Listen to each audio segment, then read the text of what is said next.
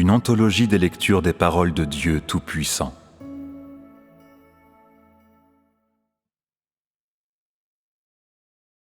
La vérité intérieure de l'œuvre de la conquête, 4.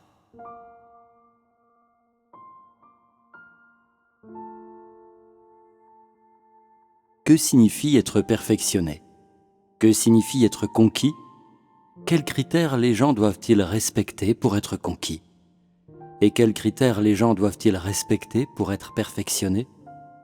La conquête et le perfectionnement ont tous les deux le but de rendre l'homme complet pour que sa ressemblance originelle soit rétablie et qu'il soit libéré de son tempérament satanique corrompu et de l'influence de Satan. Cette conquête commence tôt dans le processus du modelage de l'homme. En effet, c'est la première étape du travail. Le perfectionnement est la deuxième étape, et c'est la conclusion du travail. Chaque être humain doit subir le processus de la conquête. Sinon, il n'aurait aucun moyen de connaître Dieu, ni ne serait conscient qu'il y a un Dieu, c'est-à-dire qu'il lui serait impossible de reconnaître Dieu. Et si quelqu'un ne reconnaît pas Dieu, il lui est impossible d'être rendu complet par Dieu, puisqu'il ne répond pas aux critères de cet achèvement. Si tu ne reconnais même pas Dieu, comment peux-tu le connaître? Et comment peux-tu le chercher? Tu ne seras pas capable non plus de témoigner de lui, et encore moins auras-tu la foi requise pour le satisfaire. Donc, pour tous ceux qui veulent être rendus complets, la première étape doit être de subir l'œuvre de la conquête. C'est la première condition. Mais la conquête et le perfectionnement visent tous deux à modeler les gens et à les changer, et chaque étape constitue une partie de l'œuvre de la gestion de l'homme. Ces deux étapes sont nécessaires pour rendre quelqu'un complet, et ni l'une ni l'autre étape ne peuvent être négligées. Il est vrai que l'expression « être conquis » n'est pas très plaisante, mais en fait, le processus de conquérir quelqu'un est le processus de le transformer. Une fois que tu as été conquis, ton tempérament corrompu ne sera peut-être pas complètement éliminé, mais l'aura su. Par l'œuvre de la conquête, tu auras appris à connaître ton humanité abjecte, ainsi que ta propre désobéissance. Même si tu es incapable de rejeter ou de changer ces choses durant la courte période de l'œuvre de la conquête, tu apprendras à les connaître et cela établira les bases de ton perfectionnement. Ainsi, la conquête et le perfectionnement ont tous les deux le but de changer les gens, de les débarrasser de leur tempérament satanique et corrompu pour qu'ils puissent se donner entièrement à Dieu. La conquête est simplement la première étape dans la transformation des tempéraments des gens et aussi la première étape du don total des gens eux-mêmes à Dieu. Une étape inférieure au perfectionnement. Le tempérament de vie d'une personne conquise change beaucoup moins que celui d'une personne perfectionnée. Être conquis et être perfectionné sont conceptuellement deux différentes étapes, car il s'agit de deux différentes phases de travail et parce que chacune a ses propres normes, les normes de la conquête étant moins élevées que celles du perfectionnement. Ceux qui sont perfectionnés sont des gens justes, des gens sanctifiés et purifiés. Ils sont la cristallisation de l'œuvre de la gestion de l'humanité, le produit fini. Bien qu'ils ne soient pas des êtres humains parfaits, ils sont des gens qui cherchent à vivre une vie signifiante. Mais ceux qui sont conquis reconnaissent l'existence de Dieu en parole seulement. Ils reconnaissent que Dieu s'est incarné, que la parole apparaît dans la chair et que Dieu est venu sur la terre pour faire l'œuvre du jugement et du châtiment. Ils reconnaissent aussi que le jugement et le châtiment de Dieu et sa punition et son épurement sont bénéfiques pour l'homme. Ils ont juste commencé récemment à avoir une certaine ressemblance humaine. Ils ont des idées sur la vie, mais c'est encore flou pour eux. En d'autres termes, ils commencent tout juste à posséder l'humanité. Tels sont les effets de la conquête. Quand les gens entreprennent le chemin de la perfection, leur ancien tempérament peut être modifié. En outre, leur vie continue de grandir et ils entrent progressivement plus profondément dans la vérité. Ils sont capables de détester le monde et tous ceux qui ne cherchent pas la vérité. Ils se détestent eux-mêmes en particulier, mais plus que cela, ils se connaissent clairement eux-mêmes. Ils sont prêts à vivre dans la vérité, et la recherche de la vérité devient leur objectif. Ils ne sont pas prêts à vivre dans les pensées qui viennent de leur propre cerveau, et ils sentent du dégoût pour la suffisance, l'orgueil et la vanité de l'homme. Ils parlent avec un sens profond de rectitude, gèrent les choses avec discernement et sagesse et sont fidèles et obéissants à Dieu. S'ils éprouvent un instant de châtiment et de jugement, non seulement ils ne deviennent pas passifs ou faibles, mais ils sont reconnaissants pour ce châtiment et ce jugement de Dieu. Ils croient qu'ils ne peuvent pas vivre sans le châtiment et le jugement de Dieu, que ces derniers peuvent les protéger. Ils ne cherchent pas une foi de paix et de joie ou de satisfaction de leur faim en cherchant du pain. Ils ne poursuivent pas non plus des jouissances charnelles éphémères. C'est ce qui se produit en ceux qui sont perfectionnés. Après que les gens sont conquis, ils reconnaissent qu'il y a un Dieu. Mais ce qui est manifesté en eux, quand ils reconnaissent l'existence de Dieu, est limité. Que veut réellement dire la parole apparaît dans la chair? Que veut dire incarnation? Qu'est-ce que Dieu incarné a fait? Quels sont l'objectif et l'importance de son œuvre? Après avoir expérimenté tellement de son œuvre, après avoir expérimenté ses actes dans la chair, qu'as-tu gagné? Ce n'est qu'après avoir compris toutes ces choses que tu seras conquis. Si tu te contentes de dire que tu reconnais que Dieu existe, mais que tu n'abandonnes pas ce que tu devrais abandonner et que tu manques de renoncer aux joies charnelles auxquelles tu devrais renoncer, mais que, au lieu de cela, tu continues de convoiter les conforts charnels comme tu le fais toujours, que tu es incapable de t'affranchir de tout préjugé envers les frères et sœurs et que tu ne paies aucun prix en réalisant de nombreuses pratiques simples, alors cela prouve que tu n'as pas encore été conquis. Dans ce cas, même si tu as beaucoup de connaissances, ce sera totalement pour rien. Les conquis sont des gens qui ont réussi à faire des changements initiaux et une entrée initiale. Expérimenter le jugement et le châtiment de Dieu donne aux gens une connaissance initiale de Dieu et une compréhension initiale de la vérité. Tu es peut-être incapable d'entrer pleinement dans la réalité des vérités plus profondes, plus détaillées. Mais dans ta vie réelle, tu es capable de mettre en pratique de nombreuses vérités rudimentaires, telles que celles qui impliquent les joies charnelles ou ton statut personnel. Tout cela, c'est l'effet produit dans les gens durant le processus de la conquête. Il est également possible de voir certains changements de tempérament dans les conquis. Par exemple, leur manière de se vêtir, de se présenter et de vivre. Tout cela peut changer. Leur perspective de foi en Dieu change. Ils ont plus de clarté sur les objectifs de leur poursuite et ils ont des aspirations plus élevées. Pendant l'œuvre de la conquête, leur tempérament de vie peut également changer de la même façon. Il y a du changement, mais il est peu profond, préliminaire et bien inférieur au changement de tempérament et au but de la poursuite de ceux qui ont été rendus parfaits. Pendant le processus d'être conquis, si le tempérament d'une personne ne change pas du tout et qu'elle ne gagne aucune vérité, alors cette personne est une ordure et complètement inutile.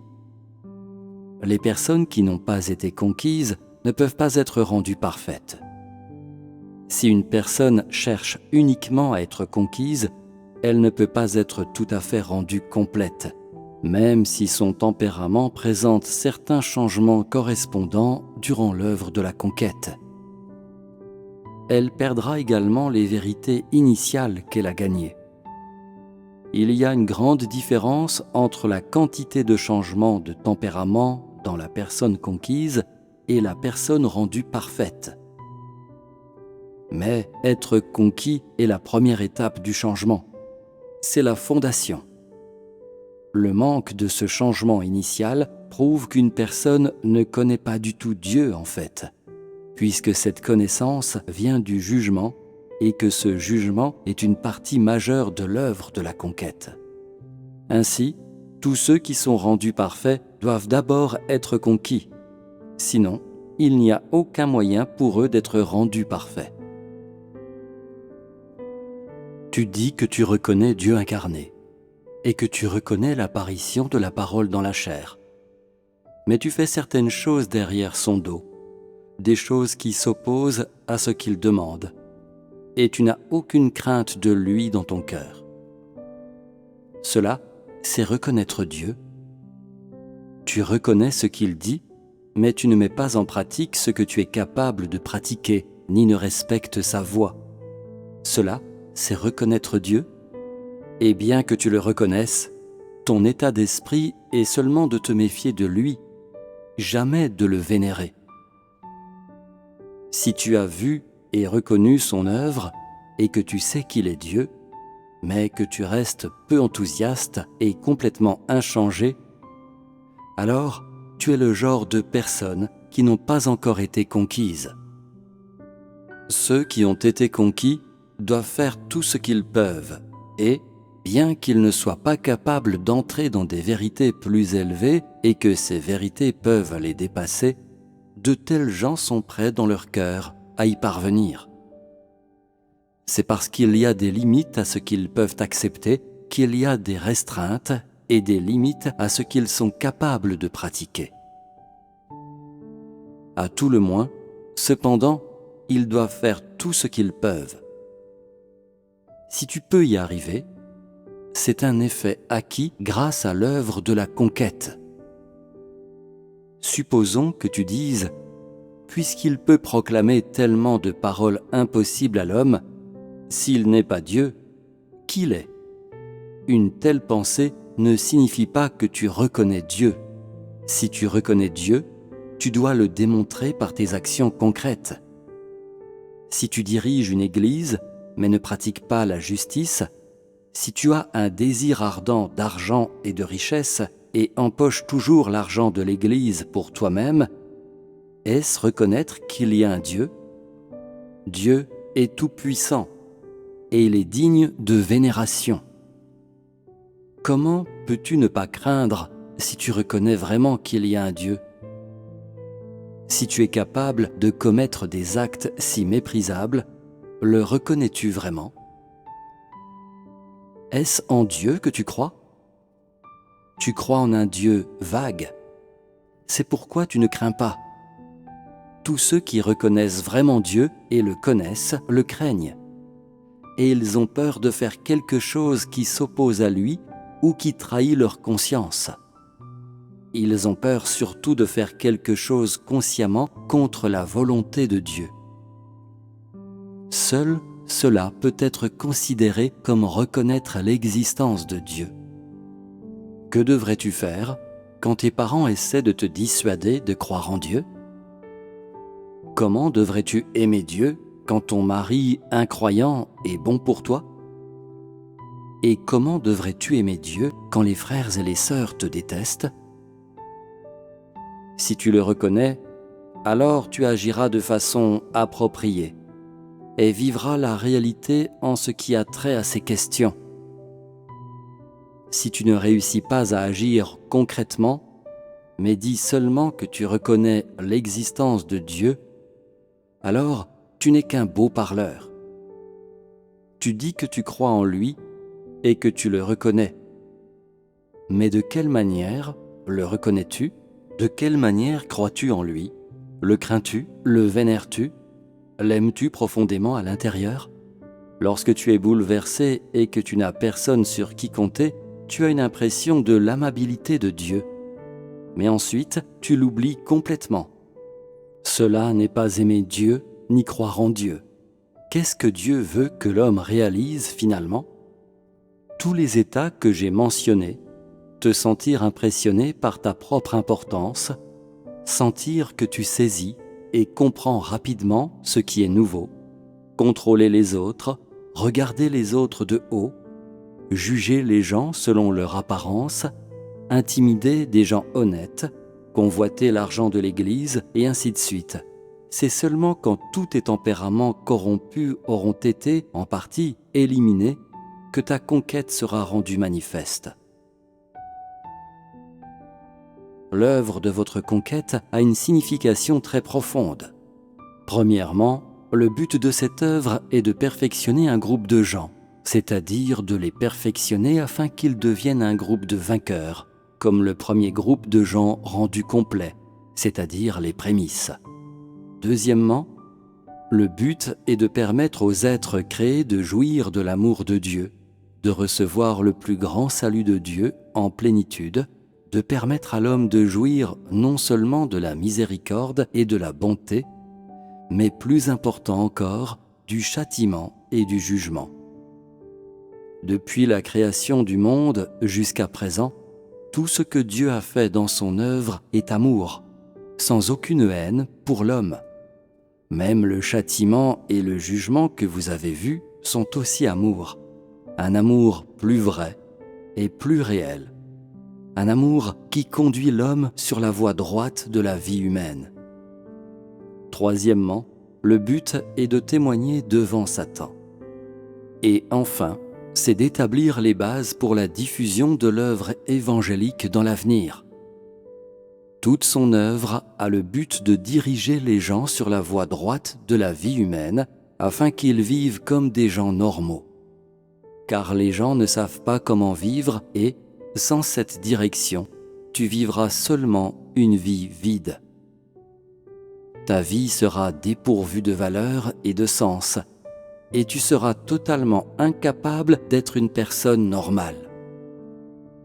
Cela est la signification la plus profonde de la conquête de l'homme. Vous êtes tous des descendants de Moab. Quand l'œuvre de la conquête est réalisée en vous, c'est un grand salut. Vous vivez tous dans un pays de péché et de débauche, et vous êtes tous licencieux et pécheurs. Aujourd'hui, vous n'êtes pas seulement capable de voir Dieu, mais plus important encore, vous avez reçu le châtiment et le jugement. Vous avez reçu un salut très profond, c'est-à-dire que vous avez reçu le plus grand amour de Dieu. En tout ce qu'il fait, Dieu est vraiment aimable envers vous. Il n'a pas de mauvaises intentions. C'est à cause de vos péchés qu'il vous juge, afin que vous vous examiniez et receviez ce formidable salut. Tout cela est fait dans le but de rendre l'homme complet. Du début à la fin, Dieu a fait tout son possible pour sauver l'homme, et il n'a aucun désir de détruire complètement les hommes qu'il a créés de ses propres mains. Aujourd'hui, il est venu œuvrer parmi vous. Un tel salut n'est-il pas encore plus grand? S'il vous détestait, ferait-il encore une œuvre d'une telle ampleur pour vous conduire personnellement? Pourquoi devrait-il souffrir ainsi? Dieu ne vous déteste pas, ni n'a de mauvaises intentions à votre égard. Vous devriez savoir que l'amour de Dieu est l'amour le plus vrai. C'est seulement parce que les gens sont désobéissants qu'il doit les sauver par le jugement. Autrement, il serait impossible de les sauver. Comme vous ne savez pas comment vivre et que vous n'êtes même pas conscient de la manière dont il faut vivre, et comme vous vivez dans ce pays de péché et de débauche, et que vous êtes vous-même des diables licencieux et souillés, il ne peut supporter de vous laisser devenir encore plus dépravés. Il ne peut supporter de vous voir vivre dans ce pays souillé où vous vivez, piétiné par Satan à volonté. Et il ne peut supporter de vous laisser tomber dans l'Hadès. il veut seulement acquérir ce groupe de gens et vous sauver complètement.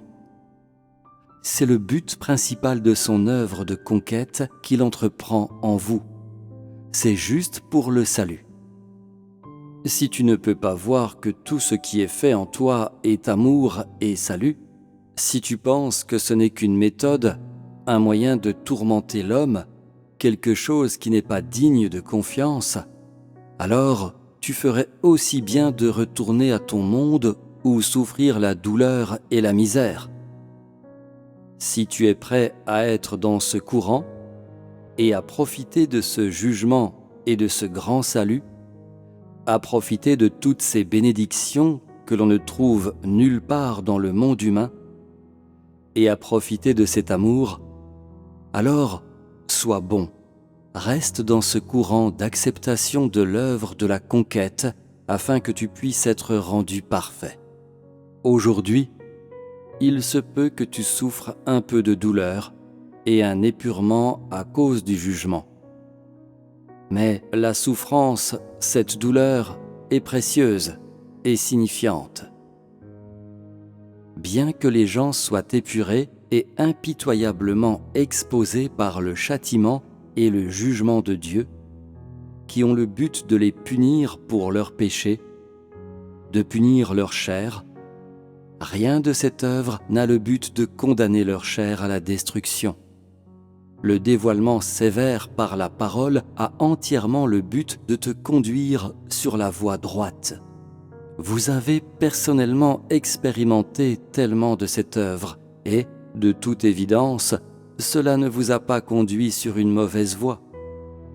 Tout cela a le but de t'amener à vivre une humanité normale, et tout cela peut être atteint par ton humanité normale. Chaque étape de l'œuvre de Dieu est basée sur tes besoins, en fonction de tes faiblesses et en fonction de ta stature réelle.